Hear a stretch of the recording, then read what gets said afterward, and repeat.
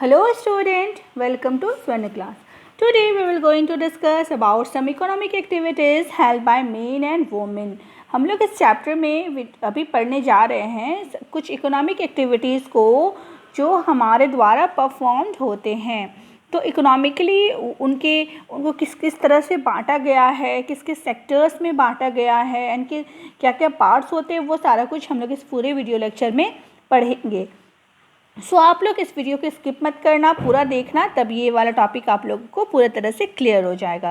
Right, हम लोग इससे पहले वाले वीडियो लेक्चर में पढ़ा था हम लोगों ने अबाउट पीपल्स रिसोर्सेज। हम लोगों ने देखा था डिफरेंसेस को। दो बच्चे थे, सकल एंड विलास, किस तरह से उन दोनों में डिफरेंसेस था। एक ने पढ़ाई करी थी तो उनका अच्छा फ्यूचर हुआ एंड दूसरे ने नहीं करी थी तो उसका नहीं हुआ। मतलब कि हम लोगों ने ये भी देखा कि हमें एक ह्यूमन को ह्यूमन कैपिटल में बदलने के लिए हमें कुछ इन्वेस्टमेंट करने होते हैं। कि कहाँ पे इन्वेस्टमेंट करने होते हैं? एजुकेशन के फील्ड पे, ट्रेनिंग के फील्ड पे एंड हेल्थ केयर के फील्ड पे। राइट, तो तभी हम लोग क्या है, एक एसेट बन जाते हैं, लायबिलिटी नहीं रहते हैं। राइट, तो अगर अभी तक वो वाले वीडियोस आप लोगों ने नहीं देखे हैं तो go and watch that video also, ताकि ये वाला जो पूरा टॉपिक है आप लोग क्लियर हो जाए। राइट, तो स्टार्ट आवर टुडेज टॉपिक। जो इकोनॉमिक एक्टिविटी है बेसिकली इसको 3 सेक्टर में डिवाइडेड किया गया, यानी कि जो भी काम हम लोग करते हैं वो जो है 3 सेक्टर में उसको बांटा गया। Right, primary sector, secondary sector and tertiary sector. ठीक है, primary sector, secondary sector and tertiary sector. तो इसको हम लोग 1 बाय 1 समझेंगे कि what is primary sector, what is secondary and what is tertiary sector. देखो, it includes work that directly relate with nature, यानी कि प्राइमरी सेक्टर में हर वो काम आता है जो किससे रिलेट करता है? नेचर से रिलेट करता है। यानी कि जो भी काम आपके प्राइमरी सेक्टर में आते हैं वो सब के सब डायरेक्टली नेचर से रिलेट रहते हैं। जैसे कि हो गया हमारा एग्रीकल्चर, कृषि। कृषि क्या होता है? ज़मीन से रिलेटेबल है। फार्मिंग होते हैं, fishing, mining, poultry farming, animal husbandry, पशुपालन, फॉरेस्ट एक्वायरिंग, ये सब क्या है? तो ये सब जो है हमारे ये ऐसे काम है जो क्या है, डायरेक्टली नेचर से रिलेट करते हैं। ठीक है, डायरेक्टली ये सब नेचर से रिलेट करते हैं, इसीलिए इनको हम primary sector, work of primary sector बोलेंगे। राइट, अब हम लोग बात करते हैं सेकेंडरी सेक्टर। सेकेंडरी सेक्टर क्या होता है? तो सेकेंडरी सेक्टर जो होता है उसमें मैन्युफैक्चरिंग वर्क इंक्लूड रहता है। जितना तरह का मैन्युफैक्चरिंग वर्क है, जो भी वर्क आपके फैक्ट्रीज़ में या इंडस्ट्रीज़ में हो रहे हैं वो सारे वर्क आपके सेकेंडरी सेक्टर के अंदर आएंगे। जैसे कि हमारे क्लोथ्स बनाना, जो कपड़े हम लोग पहनते हैं वो होता है टेक्सटाइल इंडस्ट्रीज़। फिर आपके, अब देखो ये जो सेकेंडरी सेक्टर है ना, ये क्या है, इसका बेस है प्राइमरी सेक्टर। कैसे? अब हम लोग जो क्लोथ्स पहनते हैं वो कहाँ से बनता है? कॉटन से बनता है। कॉटन हमारा कहाँ से आता है? एग्रीकल्चर से आता है। राइट, जो हमारा ब्रेड वगैरह बनता है, पिज़्ज़ा वगैरह, वो कहाँ से बनता है? वीट से। वीट हमारा एग्रीकल्चर से आता है। जो हमारे चीज़, स्वीट, मिठाइयाँ जो भी बनती है वो हमारे मिल्क से बनते हैं, और मिल्क हमारा प्राइमरी सेक्टर है। तो जैसे कि जो भी हम लोग गोल्ड, ज्वेलरी वगैरह जो भी बनता है वो सब कैसे बनता है? गोल्ड से। गोल्ड हमारा क्या होता है? माइनिंग होता है, तो वो प्राइमरी सेक्टर है। यानी कि हर सेकेंडरी सेक्टर में वही काम होता है जो जिसका बेस कौन होता है? प्राइमरी सेक्टर में होता है। और बेसिकली बस यही याद रखना कि जितना टाइप का मैन्युफैक्चरिंग काम है वो हर काम जो इंडस्ट्रीज़ और फैक्ट्रीज़ में होते हैं वो सेकेंडरी सेक्टर में आते हैं। टर्सरी सेक्टर क्या होता है? It help to grow primary and tertiary sector. ये जो टर्सरी सेक्टर यहाँ पे आपका सेकेंडरी सेक्टर होगा। ठीक है, ये जो टर्सरी सेक्टर होता है हमारा, तो ये प्राइमरी एंड सेकेंडरी सेक्टर को, सेकेंडरी पढ़ना इसे, ये सेकेंडरी सेक्टर को हेल्प करता है ग्रो करने में। अब देखो कैसे हेल्प करता है। फॉर एग्जाम्पल, हम लोगों ने कॉटन उगाया, कॉटन से क्लोथ्स बना लिए। क्लोथ्स बनाने के बाद क्या उसको हम इंडस्ट्री में ही, फैक्ट्रीज़ में ही रखेंगे? नहीं रखेंगे ना, उसे तो हमें मार्केट में पहुंचाना ही है, कस्टमर के बीच में। हमारे कंज्यूमर्स के बीच में, तभी तो हम लोग रिटर्न कमा पाएंगे। जो भी इन्वेस्टमेंट हम लोगों ने किया है, कॉटन बनाने से लेके क्लोथ बनाने तक, उसका थ्रेड बना, फिर जो भी मशीनरी वर्क हुआ, तो रिटर्न कैसे मिलेगा जब तक वो मार्केट में ना जाए। तो मार्केट में जाने के लिए हमें ट्रांसपोर्ट की ज़रूरत होती है। तो ट्रांसपोर्ट क्या है? ट्रांसपोर्ट टर्सरी सेक्टर का वर्क है। इसी तरह से education, health, tourism, banking, communication, insurance, ये सारे वर्क जो primary sector and tertiary secondary sector and tertiary primary sector को ग्रो करने में हेल्प करता है, वो सारे एक्टिविटीज़ को हम लोग क्या बोलते हैं? टर्सरी सेक्टर बोलते हैं। ठीक है, राइट, समझ में आ गया। एंड एक चीज़ और, जो टर्सरी सेक्टर से हम लोग क्या करते हैं, इसमें जो भी होता है, जो भी प्रोडक्शन, जो भी चीज़ बिकता है, उसको हम लोग नेशनल इनकम में जोड़ते हैं। जैसे कि हमारा, अब देखो क्यों होता है इस तरह से, जैसे फिर एग्जांपल लेते हैं हम क्लोथ का ही। ठीक है, हम लोग प्राइमरी सेक्टर में क्या किए? कॉटन उगाएं, एंड उसको अब बेच दिए हम लोग इंडस्ट्री में, क्लोथ्स बन गए। ठीक है, तो वो ट्रांसपोर्ट के जरिए, यानी कि टर्सरी सेक्टर बीच में आया, तो बीच में आकर के वो क्या किया, वो उसको आम लोगों तक पहुंचाया। तो और लोग क्या किए? उसके लिए पैसा दिए। वो पैसा सब कहाँ गया? वो पैसा सब ऑब्वियसली आपके इनडायरेक्टली कहाँ जाता? सरकार के पास जाता, फ़ायदा होता है, क्योंकि टैक्सेस तो हर चीज़ में इंक्लूड है। तो वो क्लोथ्स वो बिका, मतलब एक टी शर्ट ही है, तो टी शर्ट जब बिकता है तो उस पर टैक्स भी तो इंक्लूड करके तो ग्राहक से ले लिया जाता है। तो वो टैक्स कहाँ जा रहा है? सरकार को। यानी सरकार को फ़ायदा किस वाले सेक्टर से हुआ?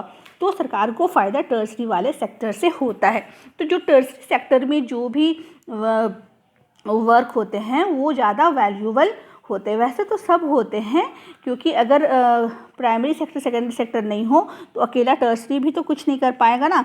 तो ये तीनों की तीनों जो सेक्टर्स है, ये क्या है? हमारे इकोनॉमिक एक्टिविटी के सेक्टर है। वो हम लोग, ये वो एक्टिविटीज़ है जो हम लोग करते हैं। समझ में आ गया ये तीनों का क्या डिफरेंसेस है, राइट। अब हम चलते हैं हमारे इकोनॉमिक एक्टिविटी के पार्ट्स की ओर। तो 2 पार्ट होते हैं, ये देख सकते हो।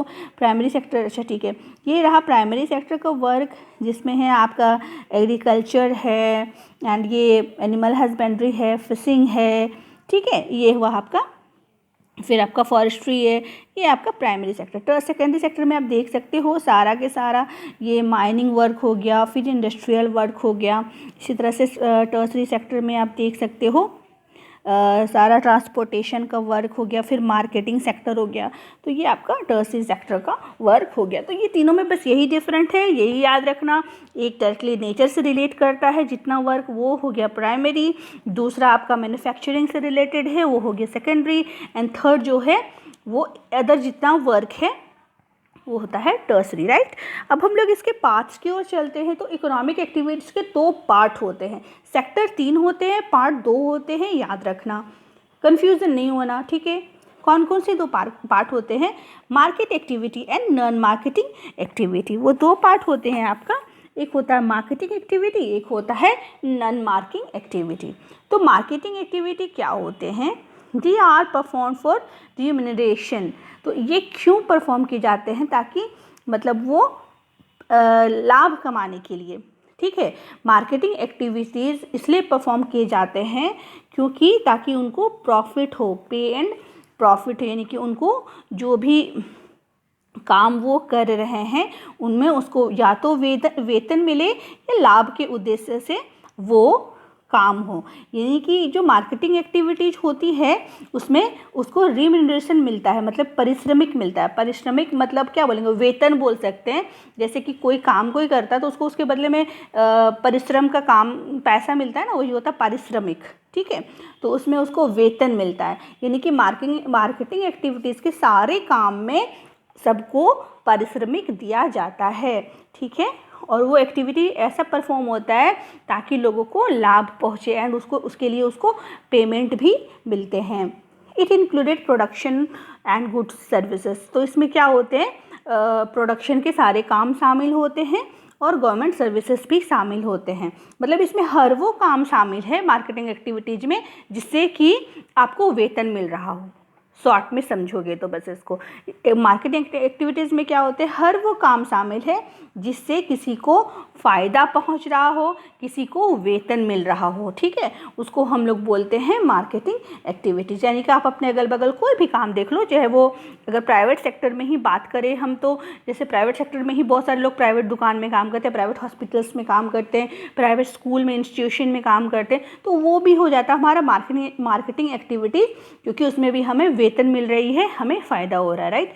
दूसरा होता है नॉन मार्केट एक्टिविटीज़। ये जो होता है खुद के लिए किया जाता है, ये जो इसमें प्रोडक्शन होता है वो सेल्फ कंजप्शन के लिए किया जाता है, and production of fixed asset. तो इसमें जो एसेट्स होते हैं हमारे, जो हमें फ़ायदा पहुंचता है, वो फिक्स्ड होता है। और ये जो इसमें जो काम होते हैं वो खुद के लिए होता है, जैसे कि किचन गार्डन। अब किसी को बागबानी करने का शौक़ है तो वो घर बैठा बैठा सोचेगा हम क्या कर रहे हैं, हम क्या करेंगे, तो वो क्या करेगा, अपने घर में चलो सब साग सब्जी उपजा लिए, तो अब क्या करें, वो खुद खाने के लिए ऐसे साग सब्जी उपजा ले, तो उससे तो फ़ायदा किसी को नहीं पहुंच रहा, वो बेच तो नहीं रहा, वो खुद के लिए उपजा लिया है, ठीक है, वो अब सेल्फ कंजप्शन इसको बोलते हैं। और दूसरी बात, जैसे कि वो कोई भी काम कर रहा है तो वो खुद के लिए कर रहा है ना, मान लिया जाए वो वर्शिप करने के लिए कहीं जा रहा है तो वो अपने लिए ही तो जा रहा है, तो वो सारा काम जो अभी आप करते हो, जो आप खुद के लिए करते हो, तो वो काम होता है आपका नॉन मार्केट एक्टिविटीज़ में, ठीक है। तो ये हो जाता है, ये दोनों में अंतर है, मार्केटिंग एक्टिविटीज़ में और नॉन मार्केटिंग एक्टिविटीज़ में। यानी कि मार्केटिंग एक्टिविटीज़ में क्या होते हैं, हमें प्रॉपर वेतन मिलते हैं, पेमेंट मिलते हैं, फ़ायदा पहुंचता है, और जो नॉन मार्केटिंग एक्टिविटीज़ है वो बस अपने यूज़ के लिए ही होता है, अपने यूज़ के लिए ही किया जाता है, राइट। अब हम लोग एक और इम्पॉर्टेंट टॉपिक पे ही इसी का एक और इम्पॉर्टेंट पार्ट है, उस पर डिस्कस करते हैं, क्योंकि बात हम लोग कर रहे हैं economical activities of man and women की, है ना। तो हम लोग ये भी देखेंगे, हम लोग देखेंगे कि किस तरह से जो काम है वो मैन एंड वुमेन के बीच में बटा हुआ है। हमारे इंडिया में क्या होता है, जो काम है वो मैन एंड वुमेन के बीच में बटा हुआ है। मोस्टली घरों में आपको ये चीज़ देखने को मिल जाएगा।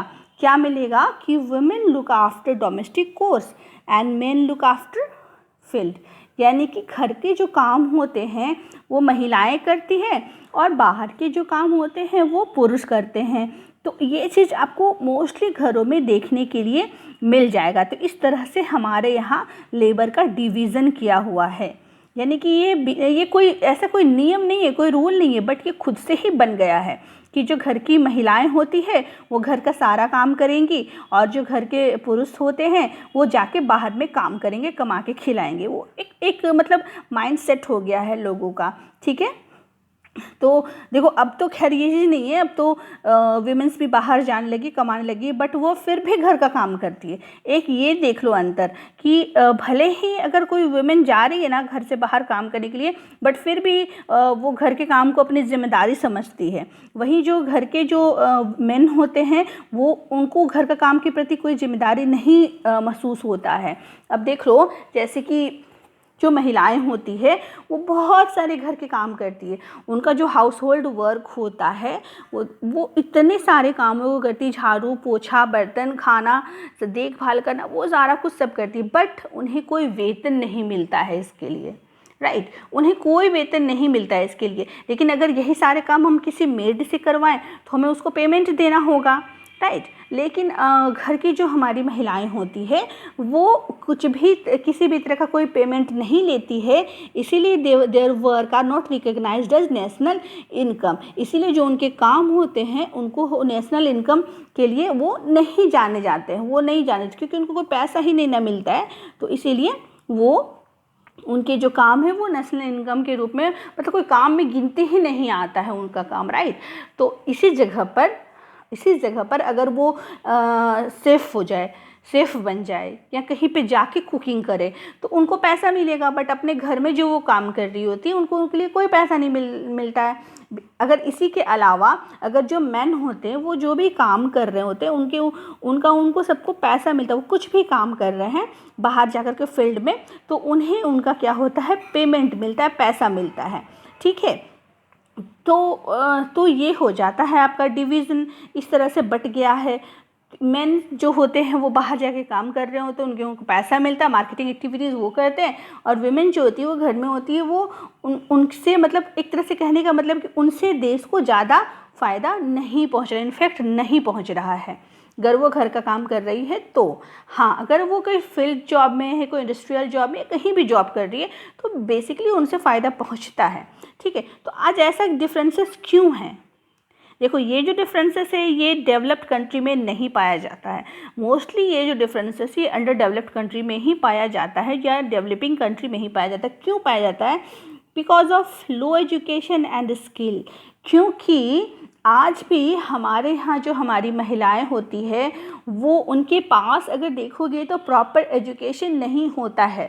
मोस्टली विलेजेस एरिया में क्या करते हैं कि बेटे को तो बहुत अच्छे वाले स्कूल में पढ़ा रहे होते हैं और बेटी को डाल देते हैं कोई भी सा भी स्कूल में, राइट, या फिर नहीं भी पढ़ा रहे होते हैं। विलेजेस एरिया में मोस्टली ये चीज़ देखा जाता है। तो उनको नॉलेज नहीं होता है। अगर घर में 3 बच्चे हैं, 2 बेटे और 1 बेटी है, तो बेसिकली जो फैमिलीज़ होते हैं वो बेटे पर ज़्यादा खर्च करेंगे, राइट, वो बेटे पर ज़्यादा खर्च करना प्रीफर करते हैं। तो क्या होता है, तो वैसे में जो वुमेन होती है वो ज़्यादा मतलब पढ़ लिख नहीं पाती है, वो उनके ऊपर कोई इन्वेस्टमेंट नहीं किया जाता है, कम किया जाता है या फिर नहीं भी किया जाता है। तो क्या होता है, इस तरह से वो बाद में वो खुद को मतलब नहीं प्रूफ कर पाती है, बाद में कोई वो आउटपुट कोई रिजल्ट नहीं दे पाती है बाद में। ठीक है, क्यों? क्योंकि education and skill are the major determinant of earning. हम लोग शुरू से ये पढ़ रहे हैं कि अच्छा एजुकेशन मिले और अच्छी स्किल मिले तो क्या होता है, वो एक अर्निंग के लिए एक मेजर डिटर्मिनेंट है, जबकि जो वुमेन्स होती है उसको नहीं मिलता है। ठीक है, इसी वजह से क्या होता है, और एक चीज़ और देखने को मिलता है कि अगर ये वुमेन कभी कभी कहीं पे काम भी करे ना, तो बहुत ज़्यादा ये चीज़ देखने को मिलता है कि उन्हें कम पैसा मिलता है मेंस की अपेक्षा। जहाँ पे पुरुष काम कर रहे हैं वही काम सेम अगर कोई वुमेन कर रही होती तो उसको कम पेमेंट दिया जा रहा है, ऐसा होता है। और नौकरी की सुरक्षा भी नहीं होती है, कानूनी सुरक्षा का भी अभाव होता है। तो इस तरह से टेम्प्रोरी जॉब या लो इनकम, ये सब सारे प्रॉब्लम जो है वुमेन को फेस करने पड़ते हैं। ठीक है, इसी वजह से बोला जाता है कि ज़्यादा से ज़्यादा एजुकेशन गेन करने और ज़्यादा से ज़्यादा स्किल्ड गेन करने, क्योंकि जो हमारे डेवलप्ड कंट्री है वहाँ पे दोनों इक्वल है, चाहे वो मेन हो विमेन हो, इक्वल है। क्यों इक्वल है? क्योंकि वहाँ पे दोनों पर बराबर से इन्वेस्टमेंट किया जाता है, राइट, चाहे वो मेन हो विमेन हो, दोनों पे बराबर ही इन्वेस्टमेंट किया जाता है। इसी वजह से क्या है, वो इक्वल है। तो हमारे यहाँ भी इस तरह के चीज़ किए जाने चाहिए और बेसिकली ये होते भी हैं, क्योंकि अभी आप देख सकते हो गवर्नमेंट बहुत सारे प्रोग्राम्स रन करी, जैसे बेटी बचाओ बेटी पढ़ाओ, फिर मुख्यमंत्री लाडली योजना, एंड इस तरह से बहुत सारे प्रोग्राम्स रन कर रही है गवर्नमेंट, ताकि जो हमारे गर्ल्स एजुकेशन पे ज़्यादा फोकस हो और गर्ल्स को ज़्यादा से ज़्यादा पढ़ने का चांसेस मिले। ठीक है, तो गवर्नमेंट भी इस चीज़ को समझ रही है कि ये जो डिवीज़न है ना बिटवीन मैन एंड वुमेन ये बहुत ज़्यादा है, एंड इसको कम करने की कोशिश की जा रही है ताकि हर लोगों को बेस्ट एजुकेशन मिले, अच्छी ट्रेनिंग स्किल्स मिले, राइट। तो ये हमारा क्या था, इकोनॉमिकल एक्टिविटीज़ था। तो इसमें हम लोगों ने 3 सेक्टर्स देखे, प्राइमरी सेकेंडरी टर्सरी। हम लोगों ने 2 पार्ट्स देखे इसके, marketing and activity and non marketing. And हम लोगों ने क्योंकि बात इकोनॉमिकल एक्टिविटीज़ की हो रही है, इसलिए हम लोगों ने ये देखा कि किस तरह से काम का बंटवारा हो रखा है between man and women. Man के जो काम है वो तो इकोनॉमिकल एक्टिविटीज़ में गिने जा रहे हैं, काउंट किए जा रहे हैं, बट वुमेन की जो वर्क है वो इकोनॉमिक एक्टिविटीज़ में वर्क काउंट नहीं किए जा रहे हैं। तो क्यों नहीं किए जा रहे? Because they gain low education and skill. वो लोग कम एजुकेशन एंड स्किल को गेन कर रही होती है। तो इसी वजह से यानी कि कहने का मतलब क्या है कि education and skill are the major determinant of earning. जितना से ज़्यादा हम एजुकेशन गेन करेंगे, स्किल गेन करेंगे, उतना ही ज़्यादा हमें रिटर्न मिलेगा, राइट। तो ये सब बातें याद रखनी हैं। एंड आई होप कि ये जो टॉपिक है ये आपको समझ में आ गया होगा, किस तरह से मैन एंड वुमेन में डिफरेंसेस हैं, क्या क्या इकोनॉमिक एक्टिविटीज़ हमारी होती है एंड गवर्नमेंट क्या कुछ कर रही है उस डिफरेंसेस को दूर करने के लिए। सो आई होप कि ये वीडियो लेक्चर आप लोगों को समझ में आ गया होगा। So if you like my video then subscribe my channel. Thank you for watching.